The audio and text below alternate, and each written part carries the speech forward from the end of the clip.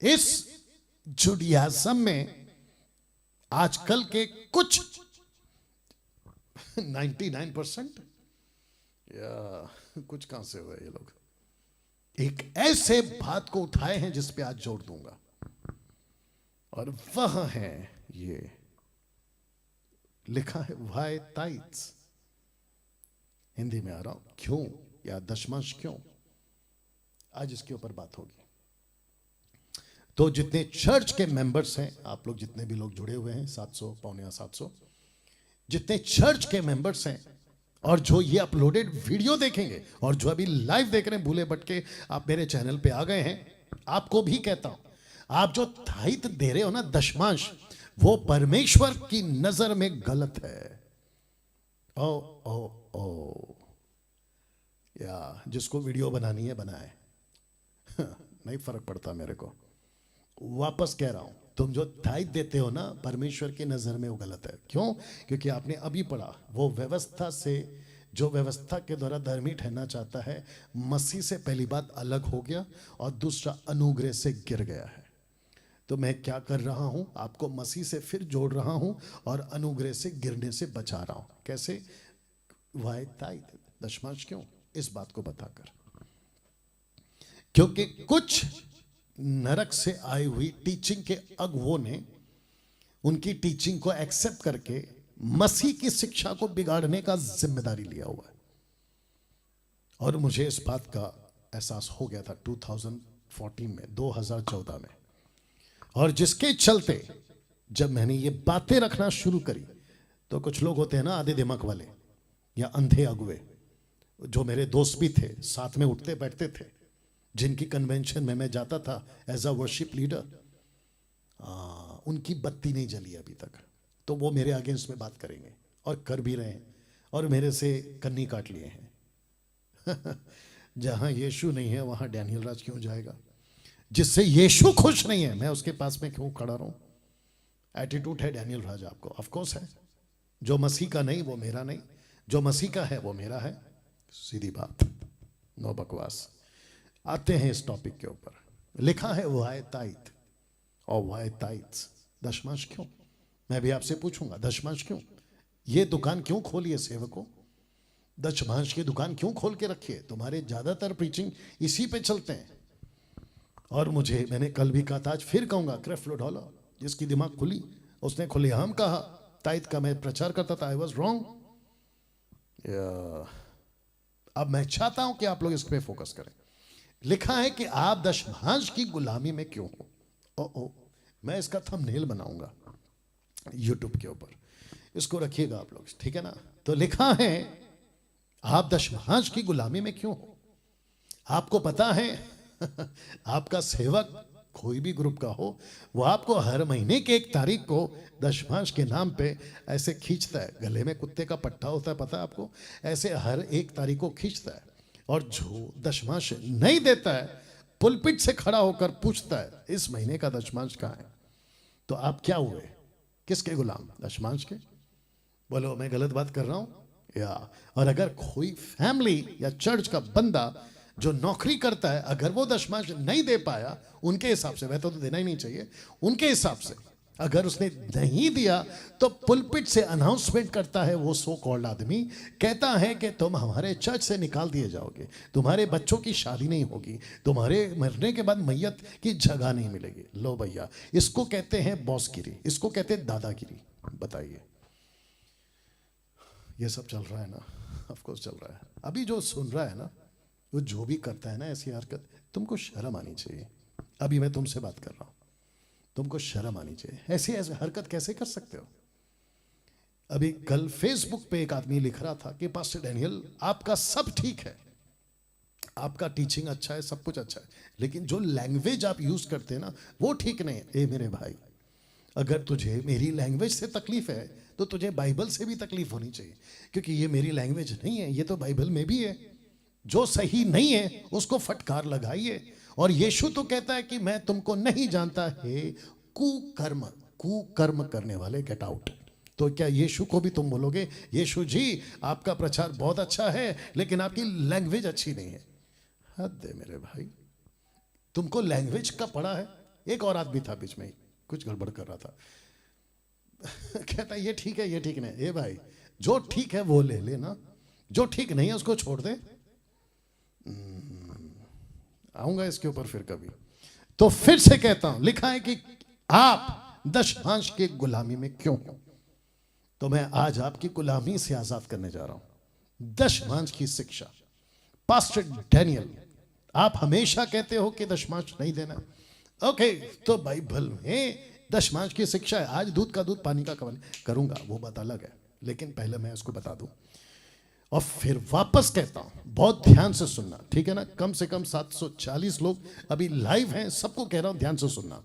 दशमांश यानी कि पैसा, दशमांश ताइथ, दशमांश की शिक्षा जो आज की 21वीं सदी में चल रहा है, मैं उसकी बात कर रहा हूं कि दशमांश की शिक्षा। आप मुझे गलत बोलते हो ना, चलो लो तुम्हारे लिए आ रहा है। दशमांश की शिक्षा ना यीशु ने कभी दी, ना पतरस ने कभी दी, ना पौलुस ने कभी दी, ना ही पूरे नए नियम में कहीं भी लिखा है कि दशमांश देना चाहिए। ओपन चैलेंज, निकाल के बताओ। आओ सामने देखते हैं। ये लोग जो अगेंस्ट में वीडियो बनाते हैं ना, आपसे बात कर रहा हूं, निकाल के बता बेटा। यीशु की शिक्षा, मत्ती 23:23 खबरदार निकाल के दिखाया था, क्योंकि वो आउट ऑफ कॉन्टेक्स्ट है। यीशु ने वहां नहीं कहा, मूर्खता की टीचिंग नहीं देना। मैं फिर पूछ रहा, मैथ्यू 23:23 नहीं रखना, क्योंकि वहां यीशु ने नहीं कहा कि ताइद दो। हाँ, अगर तुमने वो वीडियो बनाई तो तुम फंस गए फिर, और तुम्हारी नॉलेज कितनी जीरो है वो भी पता चल जाएगी। तो ना यीशु ने कभी शिक्षा दी ताइद की, दशमांश की, ना पतरस ने कभी दी ताइद यानी दशमांश की, ना पौलुस ने, ना ही कहीं। मत्ती की किताब से लेकर प्रकाशित वाक्य तक की किताब को तुम ढूंढ के निकालो, क्योंकि ये जो आदमी है ना, ये उसको पढ़ के बैठा हुआ है, या पढ़ के बैठा हुआ है। You understand? कैसा लग रहा है? मैं इसको कुछ सेकंड तक और रखूंगा, और इसकी थंबनेल भी बनेगी, इसका अलग से एडिट होगा वीडियो, वो भी शेयर करिएगा दूसरों के साथ में। तो फिर कहता हूं, अगर दम है, इसका रेफरेंस निकाल के बताओ। नंबर 1। नंबर 2, चर्च के मेंबरों, आपको इसी वजह से और इसी ऐसों के नाम से यीशु का, पतरस का, पौलुस का, बाइबल का वसीला देकर आप लोगों को जो है ना कहते हैं कि लिखा है दशमांश दो, लिखा है दशमांश दो। तो मैं तुमको भी कहता हूं, तुम अपने पास्टर को जाकर अच्छे से मिलो, या तो उनको घर पर बुलाओ, चाय कॉफी पिलाओ, और उनको प्यार से पूछिए, पास्टर जी आप जो कल संडे बोल रहे थे कि दशमांश देना जरूरी है, जरा कृपया करके बताएंगे कि कहां पे लिखा है। ये पूछने की हिम्मत रखना। जानते हो क्यों? क्योंकि जो ताइद दे रहा है ना, वो अनुग्रह से गिर गया है, वो अनुग्रह से गिर गया है, और मैं आपको अनुग्रह से गिरने से बचा रहा हूं। और अगर गिर गए हो तो तुमको वापस उठा रहा हूं, और मसीह से अलग हो गया है। बाप रे, अभी तक क्या सीखा था ये लोग? क्या सिखा रहे थे? कचरा। कहते थे कि जो ताइद देगा, जो पैसा देगा, जो जितना बढ़ा देगा, वो उतना प्रभु के नजदीक। लेकिन फिर ये क्या है? आपके ऊपर यहूदीवाद क्यों थोपा जा रहा है? और उसमें से ये है एक दशमांश, तो जिसके चलते मैंने लिखा है वाई ताइद्स। दशमांश क्यों? दशमांश क्यों? दिमाग की बत्ती जल रही है?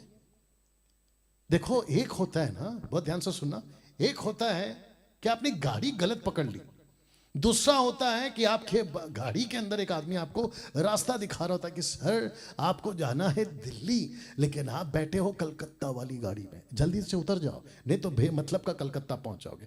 कम से कम उसका तो सुनो। गलती हो गई ना आपसे कि आप ऐसी गाड़ी में बैठ गए जो दिल्ली के नाम पे कलकत्ता जा रही है। वैसे ही आप लोग अभी तक फंस गए थे, इसके गुलाम हो गए थे। लेकिन ये आदमी अब आपको बता रहा है, सुन तो लो, कम से कम आपका लाखों रुपया बच जाएगा।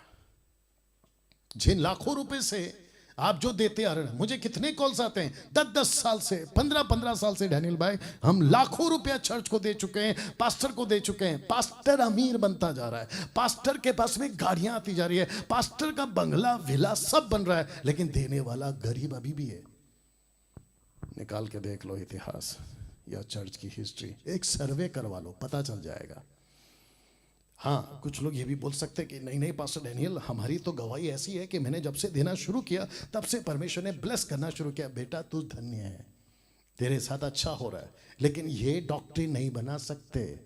थोड़ा दिमाग में लेकर आओ। अगर तेरे साथ अच्छा हो गया इसका मतलब ये थोड़ी है कि सबके साथ अच्छा हो गया, और अगर ऐसी बात है तो सबके साथ अच्छा हो, सबके साथ अच्छा हो हो क्यों नहीं रहा है? फिर कहोगे नहीं उसका जीवन ठीक नहीं, तो तेरा कौन सा जीवन ठीक है जो तू इतना अमीर बन गया? निकाल के बता दें, बात करते हो। तो वापस आते हैं, आप दशमांश की गुलामी में क्यों हो? दशमांश की शिक्षा, ताइद की शिक्षा ना यीशु ने दी कभी, ना पतरस ने दी कभी, ना पौलुस ने दी कभी, ना ही पूरे नए नियम में कहीं भी लिखा है। अगर ऐसा है निकाल के बता दो। ये आदमी छोड़ देगा सोशल मीडिया पे, सोशल प्लेटफॉर्म पे प्रीच करना, बिल्कुल बंद कर दूंगा मैं। हाँ, वो बात अलग है कि तुम नहीं निकाल पाओगे। इसको देखिए साहब, कुछ बुद्धिजीव लोग, अच्छा इसको पहले देख लो ठीक से, फिर बात करते हैं। तब तक थोड़ा सा पी लेते हैं पानी। या ये चित्र देखकर आपको लग रहा होगा ये है अब्राहम, इब्राहिम, बाद में इब्राहिम, और ये आप हैं मेल्किसेदेक, ऊपर देख लीजिएगा, ठीक है ना। अब कुछ अंधे अगुवे, कुछ अंधे सेवक, अधूरे ज्ञान के सेवक जो बाइबल को कॉन्टेक्स्ट में नहीं पढ़ते, कहते हैं कि मेल्किसेदेक को अब्राहम ने ताइथ दिया था, दशमांश दिया था। ए मेरे भाई, इसका नाम है अब्राहम, इसने दिया था। जैसे मूसा पैर के चप्पल उतारे या जूते उतारे, ये उन्होंने किया। जैसे दाऊद नाचा, अब आपको पता है मूसा ने जूते उतारे, हम भी उतारेंगे। दाऊद नाचा था, हम भी नाचेंगे। इसने तय दिया था, हम भी देंगे। इसको कहते हैं मूर्खता वाली बातें। अब आपको बताऊं, इन सब ने खतना करवाया, करो तुम भी। सर्कमसाइज करवाया, तुम भी करो। वो नहीं होगा तुमसे। इन सब ने जानवरों की अर्पण दिए मंदिर में, परमेश्वर के संदूक या टैबरनेकल में। देखे आओ, दोगे नहीं दोगे। तो ये भेदभाव क्यों, ये पार्शलिटी क्यों? अगर करना है तो पूरा करो ना, नहीं तो मत करो। और फिर वापस वही बताऊं कि जो व्यवस्था के द्वारा चलता है वो मसीह से अलग और अनुग्रह से गिर गया। फिर ये वाला भी बात है आपके ऊपर। अब आपको इसमें से और एक बताते हैं, तो पहले रख देते हैं कि 318 सोल्जर्स को लेकर जब लूत को दुश्मन उठाकर लेकर गए थे, ये साहब अब्राम जी गए, छुड़ा के लाए और उनकी पूरी संपत्ति भी उड़ा के ले आए। जब बहुत सारा धन संपत्ति, आपको चित्र दिख रहा होगा, ये जब लूट का माल लेके आ रहे थे तो अब्राम ने कहा, ओ मेल्किसेदेक जी, याजक हैं आप, महायाजक हैं आप, आपका हम वेलकम करते हैं, लेकिन मेरी खुशी है। और आपको पता है जब अब्राहम दे रहा है ना, तो इस शर्त पे नहीं दे रहा। बहुत ध्यान से सुनना, जो लोग उल्टा सीधा सिखाते हैं ना, उनको भी कहना चाहता हूं। अब्राहम ने नहीं कहा कि मैं आपको ताइथ इसलिए दे रहा हूं क्योंकि आप मुझे ब्लेस करो ना, नंबर 1। दूसरा, इसने ताइथ इसलिए नहीं दिया क्योंकि यह गरीब था। नंबर 3, इसने ताइथ का बीज नहीं बोया कि मैं इतना दूंगा और बदले में मुझे मिलेगा। इसने आउट ऑफ विल, इसकी खुशी से दिया। आप भी दो ना, किसने रोका है? तुम 10 दो, तुम 20 दो, तुम 40 दो, तुम 50 दो, तुम खुद को दो, आपको किसने रोका है? लेकिन डॉक्ट्रिन की बनाने की हिम्मत कैसे आ गई? ये मसीहा पूछेगा ना, या आज तो मैं पूछ रहा हूं, लेकिन उस दिन मसीहा पूछेगा। अभी मैं पूछ रहा हूं तो अकल ले लो, दिमाग में ले लो, नहीं तो गई भैंस पानी में। लेकिन जिस दिन मसीहा पूछेगा ना, तो बचने का चांस नहीं रहेगा। कैसे लग रहा है? नंबर 1 ये हो गया एक। अब क्योंकि आगे का स्लाइड को भी आपको एक काम करते पहले दिखाते थे। लिखा है कि धन्य है परम प्रधान ईश्वर जिसने तेरे द्रोहियों को तेरे वश में कर दिया। तो ये वचन बताता है, ऊपर से भी पढ़ लेना, बताता है कि अब्राहम पहले से आशीषित है, अब्राहम पहले से रिच है, अब्राहम धनी है। ऐसा लिखा है कि 12वें अध्याय में बुलवाया था, 13वें अध्याय में अब्राहम के बारे में लिखा है कि पृथ्वी का सबसे बड़ा रिच आदमी उस वक्त में, इतनी भेड़ बकरी उसके पास हो गई, किसी के पास नहीं। लिखा है तब, शब्द पे ध्यान, तब लिखा है कि तब अब्राहम ने उसको सबका दशमांश दिया। तो मैं वापस कहता हूं, यहां डॉक्ट्रिन है? बिल्कुल नहीं। क्या यहां अब्राहम ने यह कहा क्योंकि मैंने दिया है चर्च वालों तुम भी दो? नो, तुम यहां से आउट ऑफ कॉन्टेक्स्ट में उठा के चर्च को उल्लू बना सकते हो अपने फायदे के लिए, इसको रखकर। और आपको पता है चर्च वाले डर जाएंगे, बोला हाँ यार अब चर्च वालों के ऊपर भी मुझे गुस्सा है, क्योंकि इनके ये लोग बाइबल पढ़ते नहीं है। जिस दिन ठीक से बाइबल पढ़ोगे ना, उल्लू बनना बंद हो जाओगे। आपको पता है आजकल क्या चल रहा है सोशल मीडिया में? कोई बागेश्वर बाबा बोल के मार्केट में फेमस हो गया है, किसी का नाम लिखता है चिट्ठी पे, उसका भविष्य बता देता है। आपने देखा होगा ना, ऐसे अभी धीरे धीरे लोग उठ रहे हैं। कोई आता है मोबाइल का नंबर बता देता है, गाड़ी का नेम प्लेट बता देता है, नंबर प्लेट माफ करें, आपका phone number, date of birth सब बता देता है। बीच में एक तमाशा चला था अपने इंडिया के अंदर, अफ्रीका से आया था ये नाटक। कुछ पुलपिट पे गए, साउथ वाले में से कुछ है, नाम तो लेता नहीं हूं, कहते हैं कि आपका मोबाइल नंबर बता दूंगा। पवित्र आत्मा बता रहा है, पागल, अगर पवित्र आत्मा तुझे नंबर प्लेट मोबाइल नंबर बता रहा है तो फिर ये बागेश्वर बाबा को कौन सी आत्मा बता रही है?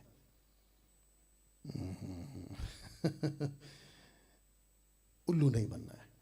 तो ऐसे आप जब कुछ चमत्कार देखते हो ना तो पागल हो जाते हो, अरे प्रभु का दास है, प्रभु का दास है, अभिषेक के दास है। रखूंगा अभिषेक वाले कभी कॉन्सेप्ट को, और उसके चक्कर में होता क्या ना, तुम उल्लू बन जाते हो।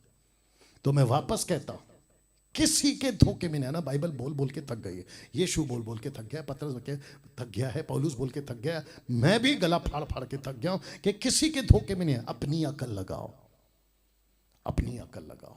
तो फिर से कहते हैं कि अब्राहम ने कभी ऐसा नहीं कहा, क्योंकि मैं दे रहा हूं तुम भी दो। चलो एक और एक पूछ ले, रख देता आपके सामने। अब्राहम का बेटे का नाम क्या? इसहाक। क्या इसहाक ढूंढ के गया मलका सदी को, ए भाई आप आओ क्योंकि बाप ने दिया था, मैं भी दे रहा हूं? क्या याकूब ने दिया?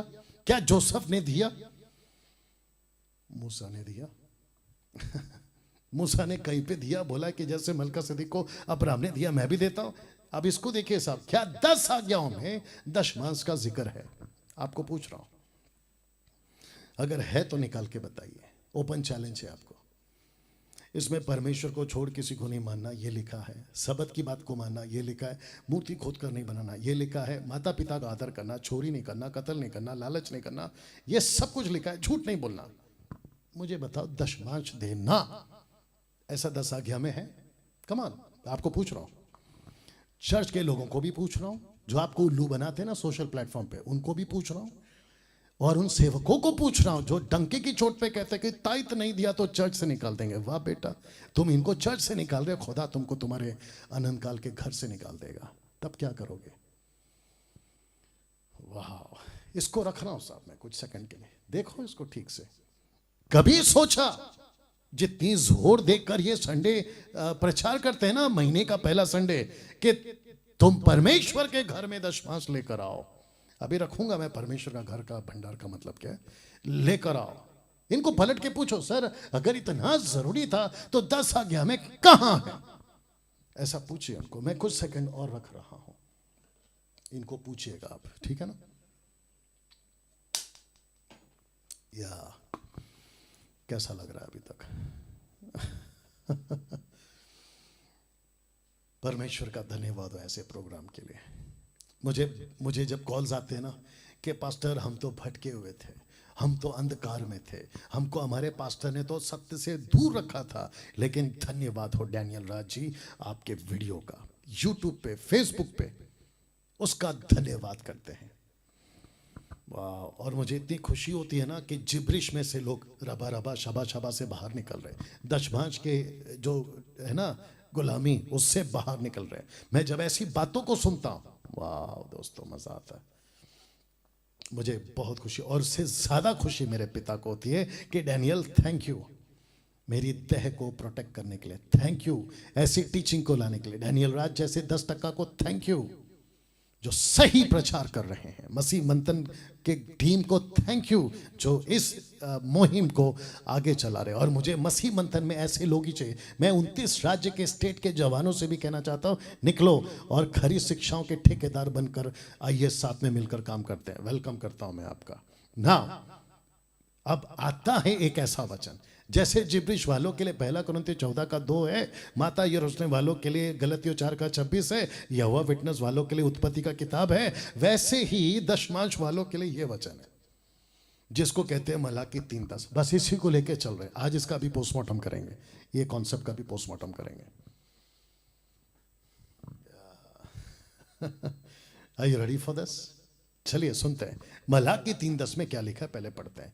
आइए पढ़ते हैं। लिखा है कि सारे दशमांश भंडार में ले आओ कि मेरे भवन में भोजन वस्तु रहे, और सेनाओं का यहोवा ये कहता है, ऐसा करके देखो या मुझे परखो कि मैं आकाश के झरोखे तुम्हारे लिए खोलकर तुम्हारे ऊपर अपरंपार आशीष की वर्षा करता हूं कि नहीं।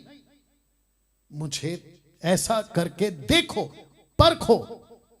और फिर इसको लेकर कहते हैं कि परमेश्वर ने कभी नहीं कहा परखो, लेकिन दशमांश के क्षेत्र में प्रभु कहता है परखो। तो बेचारे जो चर्च के लोग होते हैं ना, इसको पढ़ लेते हैं और कहते हैं कि अरे बाप रे। आपको जोर का झटका धीरे से दे दूं, बहुत ध्यान से सुनना।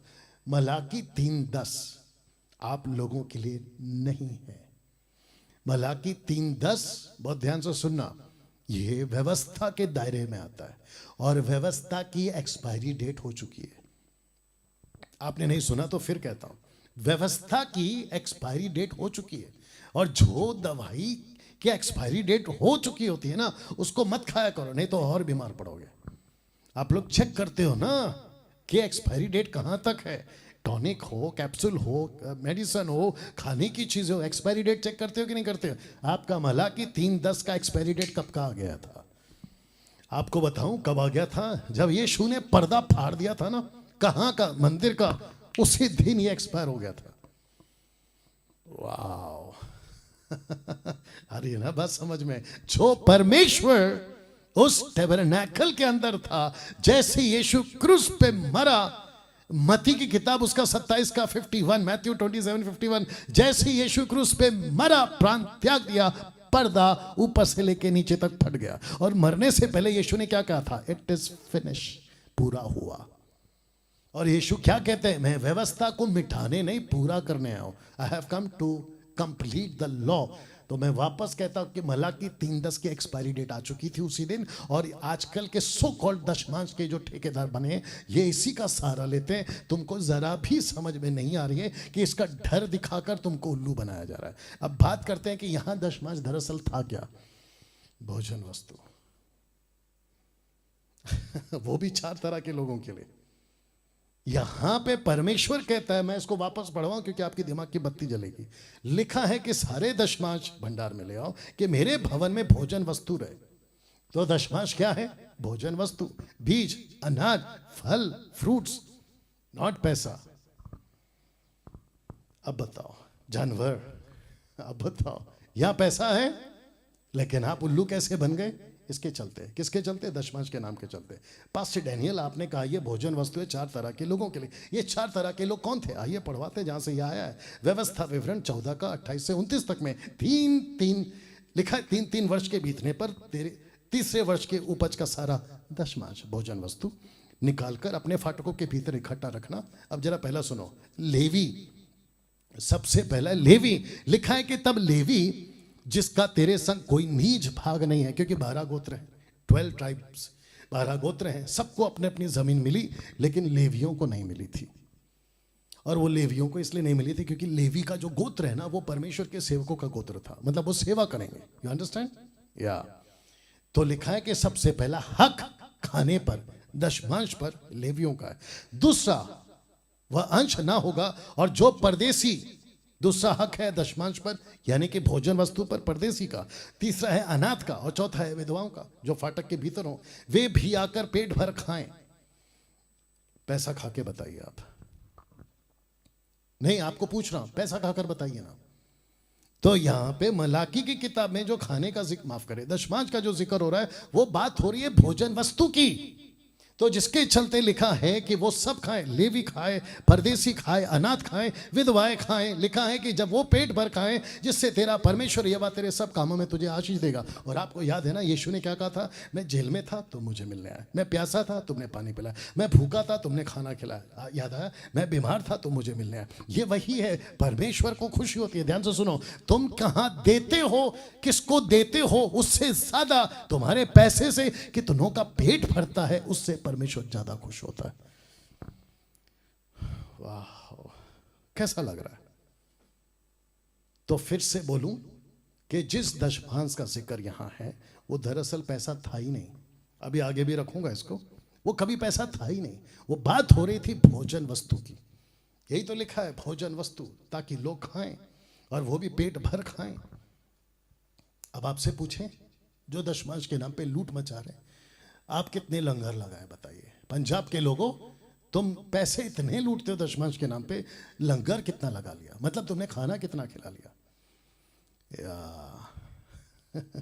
चर्च का कॉन्सेप्ट था ही नहीं साहब कभी यीशु के दिमाग में, और ना ही पवित्र आत्मा के दिमाग में। परमेश्वर पिता, परमेश्वर पुत्र, परमेश्वर पवित्र आत्मा, अपोस्तल, फर्स्ट पहले सेंचुरी की कलीसिया का एक ही फोकस था, reach out, reach out, reach out with the glorious gospel. यह था मकसद। लेकिन आगे जाके क्या बन गए? सबके अपने अपने बिल्डिंग खड़े हो गए, सबके अपने अपने इमारत खड़े हो गए, और उसको नाम दे दिया CHURCH, चर्च, एक्लीसिया। बोला ये है यीशु की कलीसिया। और अंधभक्त अंधभक्त लोग बोला हाँ यार। और आपको पता है ना, जो भी कोई पवित्र चीज होती है, भारतीय लोग हो या फिर दुनिया का कोई भी हो, यहां से आ जाती है श्रद्धा। कहते कि अरे हाँ यार, ये पवित्र जगह है, ये कोई पत्थर है, ये कोई मंदिर है, ये कोई चर्च है, ये कोई गुरुद्वारा है, माथा टेको, माथा टेको। लेकिन पहले ये तो पता लगाओ कि अंदर है कौन। और उसी का फायदा उठाते ये अंधभक्त लोग, उसी का फायदा उठाते ये नरक से आए हुए लूसीफर के एजेंट जो सेवक बन के घूम रहे हैं। कहते हैं कि पब्लिक तो उल्लू बनती है, उल्लू बनाओ। और दशमांश के नाम पे खूब उल्लू बनाया जा रहा है साहब। इसको देखिए और साथ में पढ़िए। इसको कहते हैं ट्रैप। ट्रैप समझते हैं? फंदा या ट्रैप। और ये ट्रैप किसका है? दशमांश का।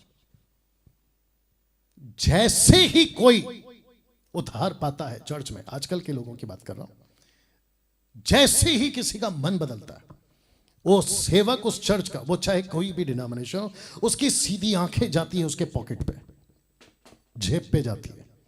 इसकी सैलरी कितनी होगी, इसकी तनख्वाह कितनी होगी, ये कितना कमाता है, बिजनेसमैन है कि नौकरी वाला है, ये क्या करता है, ऐसे उसके ऊपर पॉकेट में नजर जाती है। धीरे धीरे फुसला फुसला कर जो भी करके उसको चर्च में लाते हैं। फिर कहते हैं कि सर आपके घर में कौन कौन है, आपका घर कहाँ है, खुद का घर है कि रेंटेड हाउस है, आपके क्या काम है, बिजनेस क्या है, नौकरी क्या है, ये सब कुछ पूछ पाछ के फिर उसको कहते हैं कि सर आपका टोटल आता कितना? बोला 10,000, 20,000, 50,000, 1,00,000। ओहो, तो उसका ताइत आपको देना पड़ेगा। ट्रैप। तुम फंस गए। बहुत ध्यान से सुनो, तुम फंस गए। और तुम इसलिए फंस गए क्योंकि आधा सच था। यीशु का सुसमाचार उनके मुंह से निकला सच था, वहां तक ठीक था। बाइबल आपको पकड़ाई, वो भी सच है, वहां तक भी ठीक है। तुम यीशु के बेटा बेटी बन गए, जो पास्टर ने तुमको बताया वो भी सच है। लेकिन उसके बाद चलता है इनका खेल, वो सच नहीं है। कहते हैं कि आपको जिब्रिश बोलना पड़ेगा। आऊंगा इसकी लिस्ट में, कल परसों आऊंगा मैं। कहते हैं आपको जिब्रिश बोलना पड़ेगा, टंग्स बोलना पड़ेगा, रबा रबा शबा शबा, ऐसा आपको बोलना पड़ेगा। कानों में आके फुस फुस करेंगे, बोलो बोलो बोलो बोलो। और आप बुद्धिजीव बैल बुद्धि, आप लोग परखते नहीं है भाई, इसके बोलने से मैं क्यों बोलूं? जब तक वो नहीं देता मैं कैसे बोलूं? और जब वो देगा तब की बात अलग है, और वो ये नहीं देगा जो ये बकवास कर रहा है। जिब्रिश वाली बात है, नहीं देगा। और उसके बाद में कहते हैं कि सर आप, और जब आप कुछ बोलने शुरू कर देते हो आधा आधा शब्द, फिर आपको तसल्ली देते हैं, आपको पवित्र आत्मा मिल गया है, रिसीव करो रिसीव करो रिसीव करो। ये सब सवाल महान रखवाला एक दिन पूछेगा मेरे दोस्त। तुम ऐसे फंसोगे उस दिन, और ऐसी पिटाई तुम्हारी तबीयत से होगी, रहेंगे हम वहां पर। आज तुम हमको गलत बोल रहे हो ना, उस दिन हम देखेंगे तुमको। अभी तो हम चुप हैं। बस मेरा फर्ज ये है कि मैं लोगों को एजुकेट करूं, और वही कर रहा हूं। मैं ये वीडियो तुम्हारे के लिए नहीं बना रहा। अगर मैं तुम्हारे लिए बनाता ना, तो तुम लोगों की यहाँ पे फोटो रखता, तुम लोगों की यहाँ पे वीडियो दिखाता, जो हरकतें तुम करते हो ना संडे टू संडे चर्च में, यहाँ पे रख के बताता। इसलिए मैं तुम्हारे को ऊपर बात नहीं कर रहा, मैं लोगों को एजुकेट कर रहा हूँ। अकल है तो समझ जाओ। वापस आते इसके ऊपर, ट्रैप, फंदा। दूसरा ट्रैप दशमांश परमेश्वर का है, ऐसा बोलते हैं। ब्रदर, आप जो कमाते हो ना, 90 आपका है, 10 प्रभु का है। अगर आपने 90 रखा और 10 दे दिया तो परमेश्वर खुश हो जाएगा। तो ये वचन का डर दिखाते हैं। देख लीजिए कौन सा वचन है, लेवी व्यवस्था उसका 27 का 30, लेविटिक्स चैप्टर 27 वर्स 30। इस वचन का डर दिखाते हैं। वचन क्या है? फिर भूमि की उपज का सारा दशमांश। जबकि ब्रैकेट में क्या है साहब, बोल दीजिए, मलाकी 3:10, भोजन वस्तु। भोजन वस्तु। मैं जानता हूं कि टाइम हो गया, प्लीज इसको बर्दाश्त करें। लिखा है कि सारा दशमांश भोजन वस्तु, चाहे वो भूमि का उपज हो चाहे वृक्ष का फल, वह यहोवा ही का है, वह यहोवा के लिए पवित्र ठहरे। इसका डर दिखाते हैं। अब मेरे को बताइए, आदमी ट्रैप में फंसेगा कि नहीं फंसेगा? अनिल, सुनील, राकेश, मुकेश, अनीता, सुनीता, कविता, अवना, जावना, भावना, जो भी आप लोग हैं, बताइए ये ट्रैप में फंसेंगे कि नहीं फंसेंगे? और उसके बाद ऐसा भूले भटके आप जब देना शुरू करते हैं, इत्तेफाक से कोइंसिडेंटली आपका काम बन गया, नौकरी लग गई, गवर्नमेंट का जॉब लग गया, नर्स का जॉब लग गया, हॉस्पिटल में आप जॉब लग गया, आपको अमेरिका का, कनाडा का, ऑस्ट्रेलिया का, कहीं का भी वीजा मिल गया, आप फिर गवाही देते चर्च में आके, परमेश्वर के दास ने कहा था कि दशमांश प्रभु का है, और मलाकी 3:10 के हिसाब से प्रभु मुझे ब्लेस कर दिया है, देखो मेरा वीजा लग गया। बोला कब? जब मैंने पैसे दिए तब। तो आपको बता दूं कि दशमांश का पैसे से कोई कनेक्शन कभी था ही नहीं। ये इतना बड़ा जाल है ना दोस्तों आपके लिए कि आप फंस गए हो। आपने प्रार्थना की इसलिए आपका वीजा लगा, आपने प्रार्थना करी इसलिए आपका बिजनेस, नौकरी जो लग गया, परमेश्वर ने आपके ऊपर दया की, उसके वजह से हुआ है। अगर शर्तों के हिसाब से लगे ना, तो मैं आपको बताऊं, वही चर्च का गरीब उठ के पूछेगा, हे परमेश्वर, इसके पास तो पैसा था इसलिए इसने दे सका, मेरे पास नहीं है तो क्या मैं गरीब का गरीब रहूंगा? ऐसा वो सवाल कर सकता है। मूर्खों, बुद्धि या बैल बुद्धि पूछ सकता है। तब क्या करोगे? फिर उसको क्या कहोगे? तुम गरीब हो क्योंकि तुम्हारे में श्राप है। ऊपर से क्या कहते हैं? विधवा का डायलॉग मारते हैं, कहते हैं कि धनवान ने दिया लेकिन विधवा ने थोड़ा दिया, उसको प्रभु ने बड़ा कहा। ए पागल, वो कॉन्सेप्ट उठाकर यहां कैसे चिपका सकते हो?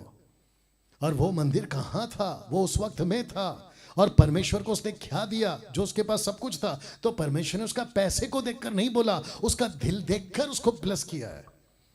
पैसे परमेश्वर के लिस्ट में कभी था ही नहीं, ना है ना कभी रहेगा। परमेश्वर को आप चाहिए, पैसा नहीं। बाप रे। तो इसको वापस पढ़वा देता हूं। दशमांश का पैसे से कोई कनेक्शन था ही नहीं कभी। It was never money, it was never money. अब इसको देखिए साहब, क्योंकि अब कुछ बुद्धिजीवी लोग हैं, बोले पास्टर डैनियल, आज थोड़ा टाइम लगेगा, माफ करना। अच्छा, कुछ लोग कहेंगे पास्टर डैनियल, ठीक है आपकी बात हम समझ गए, दशमांश नहीं देना चाहिए, लेकिन क्या परमेश्वर के काम के लिए पैसा नहीं देना चाहिए? क्या मिशन के काम के लिए पैसा नहीं देना चाहिए? Question mark. बिल्कुल देना चाहिए। देख लो, मैं देता हूं, मेरे लोग देते हैं, मैं यही सिखाता हूं, सबको देना है, लेकिन दशमांश के नाम पे नहीं। आप दीजिए ना अपनी मर्जी से। 2 कुरिन्थियों 9:7 अपनी मर्जी से दीजिए, जबरदस्ती क्यों करवा रहे हो? तो मिशन के लिए पैसा देना चाहिए, देना चाहिए। और लोगों को, ब्रैकेट में चर्च को भी देना सिखाओ, लोगों ने देना भी चाहिए, सिखाओ कि मिशन का काम बाकी है, भारत में सुसमाचार का काम बाकी है, जगह जगह परमेश्वर के लोगों का काम बाकी है। ऐसे करके उनको सिखाओ ना।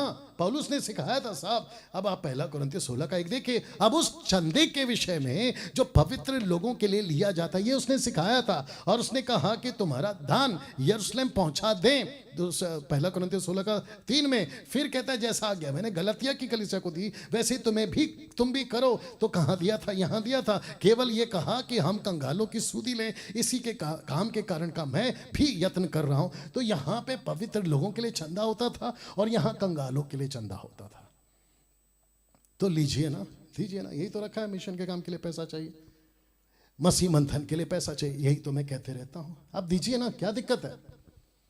लेकिन दशमांश के नाम पे लूट क्यों मची है? और ऐसा क्यों कहते हैं कि 10 दे दो बस हो गया? और वो 10 तुमको अच्छे से पता है कि अगर चर्च में 50,000 लोग आ रहे हैं, बहुत ध्यान से सुनना, तुम लोगों को पता होना चाहिए कि मैं कहां की बात कर रहा हूं। अगर चर्च में 50,000 लोग आ रहे हैं, अगर 50,000 लोग उनके सैलरी का, तनख्वाह का अगर 10% उनके ऊपर थोप दिया जाए, गुलामी बना दिया जाए और ट्रैप, फंदा उनके ऊपर डाल दिया जाए, तो सोचिए 50,000 लोगों का कलेक्शन उसके पास कितना हो जाएगा। डंके की चोट पे बोल रहा हूं। इस आदमी ने कभी नहीं कहा कि ताइत दो। निकाल के बताओ मेरी कोई वीडियो। नंबर 1। मेरे चर्च के किसी को भी कॉल करो कि डैनियल राज को कितनी तनख्वाह देते हैं, 0। मसीह मंथन के treasurer, secretary, manager, admins, online preachers, spokes person, सबको पूछे कि मसीह मंथन डैनियल राज को कितना देता है, 0। बीच में एक मूर्ख आदमी था, माइकल टाइप का, पता होगा आपको। कहता है कि डैनियल राज के पास में आईफोन है, डैनियल राज के पास में आईपैड है, डैनियल राज इतना अच्छा सूट बूट में रहता है, सब कुछ है। तेरे बाप का क्या जा रहा है रे? अगर मेरे पास है तो या तू अपना देख, और अगर मेरे पास है तो मेरे बाप ने दिया है। तो जिसके चलते आपको पौलुस ने सिखाया था कि मिशन के काम के लिए देना चाहिए। और पतरस ने भी कहा था, आइए पढ़ते वो भी, प्रेरितों की किताब 4:32 में कहता है, विश्वास करने वालों की मंडली एक चित्त और एक मन के होते, यहाँ तक कि कोई भी अपनी संपत्ति अपनी नहीं कहता था, परंतु सब कुछ साझे का था, कॉमन। साझे का मतलब है कॉमन। फिर कहता है 33 में, प्रेरित बड़ी सामर्थ से यीशु के जी उठने की गवाही देते रहे, उन सब पर बड़ा अनुग्रह था। क्यों? क्योंकि सब अपनी संपत्ति बेचते थे और मिशन का काम जोरों से चलता था। यही तो मैं भी चाहता हूं, जिस जिस क्षेत्र में यीशु की देह है, कलीसिया है, वहां मिशन का काम के लिए बढ़ाओ ना, पैसे दो। आपको मना किसने किया है? लेकिन दशमांश के नाम पे लूट क्यों मची हुई है? और एक ही आदमी क्यों खा रहा है तुम्हारा पैसा? यहां ऐसा नहीं होता था साहब। यहां क्या होता था? सुसमाचार को बढ़ाने में। 34 पढ़ो, उनमें कोई भी दरिद्र ना था, गरीब नहीं था, कोई पुअर नहीं था, क्योंकि जिनके पास भूमि या घर थे वो उनको बेच बेचकर बिकी हुई वस्तु का दाम लाते, प्रेरितों के पांव पर रखते थे। और प्रेरित क्या करते थे? जिस जिसकी जैसी आवश्यकता होती थी उसके अनुसार उसको बांट देते थे। कैसा लग रहा है? दिमाग में आ रहा है कुछ? या 800 850 लोग अभी लाइव देख रहे हैं। मैं आप सभी को कहना चाहता हूं, दिमाग का ढक्कन खोलो, ये चित्र देख लो साहब। आपको पता है क्या लिखा है यहां पर? I am your pastor and this is my church, so you must do what I want. मुझे मेरी सुनो और मुझे वो सब दो जो मुझे चाहिए। जबकि लिखा है the church is the house of God, not a private business.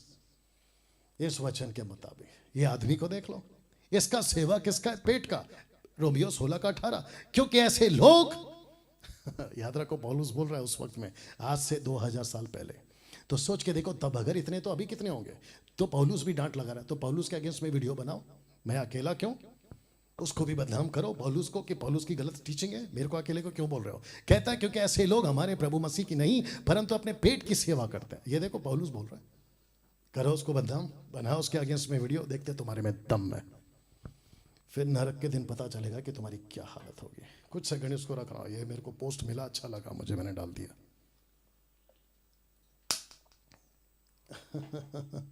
दोस्तों कैसा लग रहा है? या मैं चाहता हूं कि आपको यह बताकर समाप्त करूं, क्या कहा था पौलुस ने उन सेवकों के लिए जो चर्च के पैसे पर अपना गुजारा करते थे।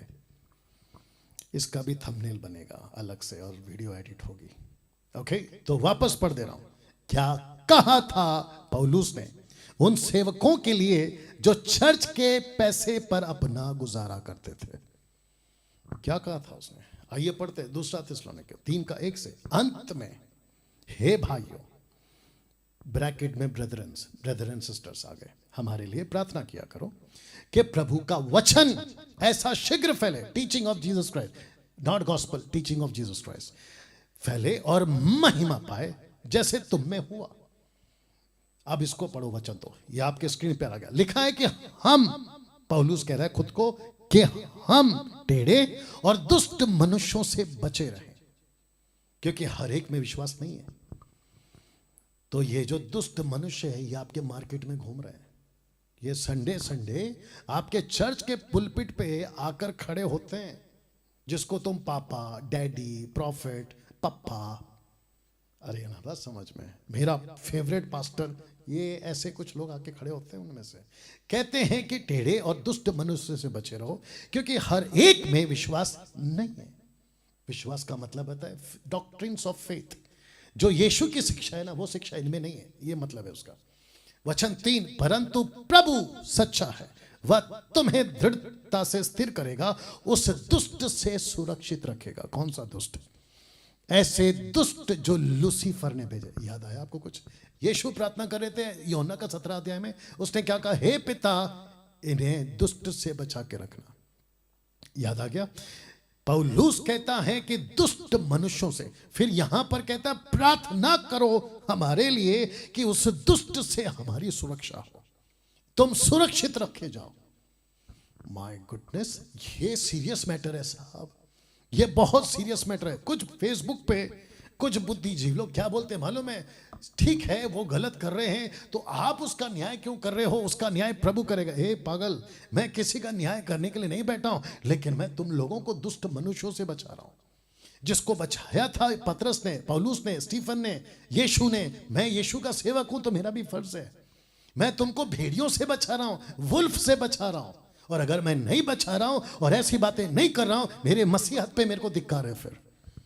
फिर मसीह किस काम का? सब कुछ प्यार प्यार नहीं चलता। ज्यादा शक्कर खाओ मर जाओगे डायबिटीज से। बैलेंस करते हो ना, तो यही चीज कर रहा हूं मैं भी।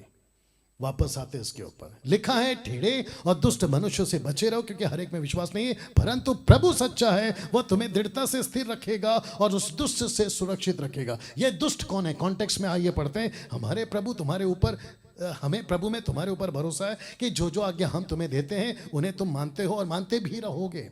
मैं यही तो कह रहा हूं कि जो टीचिंग आप एमएमबी से सीख रहे हो उसको लेके चलो और आगे तक चलते रहो। बीच में कुछ लोग निकले थे यहूदा इस्करियोती टाइप पे, जो कि 9-2-11 हो गए। वचन 5, परमेश्वर के प्रेम, मसीह के धीरज को और प्रभु तुम्हारे मन की अगुवाई करे। अब इसको पढ़ो, वचन 6, कॉन्टेक्स्ट आ गए। हे भाइयों, हम तुम्हें अपने प्रभु यीशु मसीह के नाम से आज्ञा देते हैं कि तुम हर एक ऐसे भाई से अलग रहो, हर एक ऐसे भाई से अलग रहो, हर एक ऐसे भाई से अलग रहो जिसने तुम्हारे चर्च के पैसे को अपना रोजगार, पैसे को अपना गुजारा बना लिया है। ऐसे लोगों से कहता है पौलुस, कहता है अलग रहो, ऐसे लोगों से अलग रहो, ऐसे लोगों से अलग रहो और अनुचित चाल मत अनुचित चाल चलता और जो शिक्षा उसने हमसे पाई है उसके अनुसार नहीं करता। साफ पढ़ लो, लिखा है क्योंकि तुम जानते हो कि किस रीति से हमारी सी चाल चलनी चाहिए, क्योंकि हम तुम्हारे बीच में अनुचित चाल ना चले। ऐसे लोगों से अलग रहो। कहां गया ये? देखो किन से अलग रहना है पास्टर डैनियल? ऐसे लोगों से जो चर्च के पैसे पे अपना गुजारा करते हैं, चर्च के पैसे पे अपना गुजारा करते हैं। पास्टर डैनियल, हम पास्टर हैं, अगर चर्च का पैसा नहीं खाएंगे तो हमारा गुजारा कैसा चलेगा? आ रहा हूं तुम्हारे लिए भी। सबसे पहली चीज, चर्च का पैसे से अपना गुजारा करना बंद करो। तो फिर हम क्या करें? वही करो जो अभी पौलुस बोलने वाला। देखो मैं रख रहा हूं, आइए देखते पौलुस ने क्या क्या। किसी की रोटी, किसी रीति से रोटी मुफ्त में ना खाएं, पर परिश्रम कष्ट से रात दिन काम धंधा करते थे कि तुम्हें किसी पर भार ना हो। पौलुस कहता है मैं कैसी चाल चला, मैं ऐसी चाल चला, किसी की रोटी मुफ्त में ना खाई, खुद काम धंधा करते थे। अब मेरे को बताओ, क्या तुम पौलुस से बड़े पास्टर हो? क्या तुम पौलुस से बड़े बिशप हो? क्या तुम पौलुस से बड़े अपोस्तल हो? क्या तुम पौलुस से बड़े बाइबल टीचर हो? जब पौलुस काम धंधा करके किसी की रोटी मुफ्त में नहीं खाता है तो फिर तुम कैसे खाने लगे? और जबकि मैं आपको बता रहा हूं, पौलुस किसी के चर्च के पैसे पे अपना गुजारा नहीं करता था, वो अपना नौकरी करता था और खाना खाता था। क्या बकवास करते हो यार। तो कहता है वचन में, ये नहीं कि हमें अधिकार नहीं, मुझे अधिकार था, मैं चर्च का पैसा लेकर खा सकता था, पर इसलिए कि अपने आप को तुम्हारे लिए आदर्श ठहराएं कि तुम हमारी सी चाल चलो। आपको पता है ये वही पौलुस है जो एक्ट चैप्टर 20 वर्स 35 में क्या कहता है पता है? यीशु कहता है, यीशु ने खुद कहा कि लेने से देना भला है, लेने से देना भला। इसको पता था तो इसने कहा मैं ले सकता था पैसा तुम्हारा, लेकिन मेरे को यीशु याद आ रहा है, कहता नहीं लेना है। सी अब इसको पढ़िए 10, क्योंकि जब हम तुम्हारे यहां थे तब भी यह आज्ञा तुम्हें देते थे कि यदि कोई काम ना करना चाहे तो खाने भी ना पाए। बात किसकी हो रही है साहब? बात किसकी हो रही है? बात हो रही है सेवकों की, बात हो रही है चर्च की, बात हो रही है उन सेवकों की जो लोगों के पैसे को अपना गुजारा चला रहे थे, लोगों के पैसे पे अपना गुजारा चला रहे थे। शर्म आनी चाहिए आप लोगों को। तुम संडे टू संडे चर्च इसलिए जाते हो क्योंकि लोगों को लूटो, यीशु न्याय करेगा तुम्हारा, महान रखवाला पूछेगा। पास्टर डैनियल आप इतना सख्त क्यों बोल रहे हैं? मैं इसलिए बोल रहा हूं क्योंकि प्रोग्राम का नाम है महान रखवाला पूछेगा। तुमसे पूछेगा, मुझसे पूछेगा, कहाँ गया पैसा, मेरा चर्च का पैसा कहाँ गया, क्यों खाया पैसा, सब पूछेगा। तो जिसके चलते ये वचन आपके बीच में मैंने फिर रख देता हूं। कहता है कि हम काम धंधा करते थे तब जाकर खाते थे। कहता है कि अगर कोई काम ना करना चाहे तो खाना भी ना खाए, कोई हक नहीं है तुमको चर्च के पैसे पर। हम सुनते हैं कि कुछ लोग हम सुनते हैं कि कुछ लोग तुम्हारे बीच में अनुचित चाल चलते हैं और कुछ काम नहीं करते पर दूसरों के काम में हाथ डालते हैं, मतलब दूसरों की नौकरी का पैसा खाते हैं। अब इसको पढ़ो। ऐसों को हम प्रभु यीशु मसीह में आज्ञा देते और समझाते कि चुपचाप काम करके अपनी ही रोटी खाया करें। तो पास्टर हो, सबसे पहली चीज तुम पास्टर बने कैसे? नंबर 1, अगर बुलाहट है तुमको, मेरे मसीहा ने तुमको बुलाहट दी है ना, तो रोटी भी वही खिलाएगा। ये खड़ा है तुम्हारे सामने एग्जाम्पल। मैं किसी के आगे हाथ नहीं फैलाता। You understand? या मेरे अगेंस्ट में वीडियो बनाना बनाओ, रद्दी फर्क नहीं पड़ता। तो मैं फिर पूछूंगा, अगर तुमको मसीह ने अपनी सेवा में बुलाया तो रोटी भी वही खिलाएगा ना? कितने एग्जाम्पल्स अगर वो देते बैठो तो यहीं रात के 12 बज जाएंगे। और अगर तुम जबरदस्ती पैसे के लालच में मिनिस्ट्री कर रहे हो तो तुम तो पेट के सेवक हुए। यही तो रखा था ना मैंने कि इनके गुजारा चर्च के पैसों से होता है, और तुमको इसका डराना बहुत जरूरी है, नहीं तो गई भैंस पानी में। या तो जितने लोग हैं ना जो मुझे भी कॉल करते कि पास्टर जी हम तो 10 साल से 15 साल से सेवा में हैं, बच्चों का फीस का पैसा नहीं है, हमारे घर पे राशन नहीं है, हमको थोड़ा मदद कर दो। मैं पलट कर एक ही पूछता, उम्र क्या है? 30 साल। उम्र क्या है? 35 साल। उम्र क्या है? 40 साल। काम धंधा क्यों नहीं करते? ये भीख मांगने का आदत कहां से आ गया तुमको? काम धंधा करो, हाथ पैर सलामत है ना। आपको बताऊं, बीच में मैंने वीडियो बनाया था। आज दूध कितना लीटर है साहब? 70 रुपया अनुमान के तौर पे। 1 लीटर 70-80 रुपया हो गया अभी 1 लीटर दूध, ठीक है ना, अच्छा वाला दूध। आपके बच्चों का जब टाइम आएगा आज से 5-10 साल बाद में, तो दूध कितना लीटर होगा? 500 रुपया। तो आपके बच्चे तब ऐसी हैसियत बना के रखो कि आपके बच्चे 1 लीटर दूध कम से कम खरीद सके, क्योंकि महंगाई बेहिसाब बढ़ने वाली है, हर चीज का पैसा बढ़ने वाला है। तो ऐसी जिंदगी जियोगे चर्च की सेवा करते हुए कि पैसे दे दो, पैसे दे दो, पैसे दे दो। और ऐसे कितने उठपटांग लोग हैं चर्च के अंदर अनाउंसमेंट करते हैं कि आज मेरा बर्थडे है, मुझे गिफ्ट दो। क्या बेशर्मगी है भाई? तुम चर्च के लोगों से भीख मांगते हुए पाए जाते हो चर्च के अंदर। फिर चर्च को यह भी कहते हैं अगर शॉपिंग के लिए गए तो खुद का भी कपड़ा खरीदो, मैं तुम्हारा सेवक हूं, मेरे लिए भी कपड़ा खरीदो। कहां से लाई ये टीचिंग बताइए? नहीं पूछेगा महान रखवाला न्याय के दिन कि ये क्या बकवास किया था, बताओ। तो लिखा है चुपचाप अपनी रोटी खाए। हे भाइयों, भलाई करने में साहस ना छोड़ो। हम भलाई करते हैं और आपको भी भलाई करना है, दूसरों को खाना खिलाना। यही कह रहा है। यदि कोई हमारी इस पत्री की बात को ना माने, उस पर दृष्टि रखो, उसकी संगति ना करो, उसकी संगति ना करो।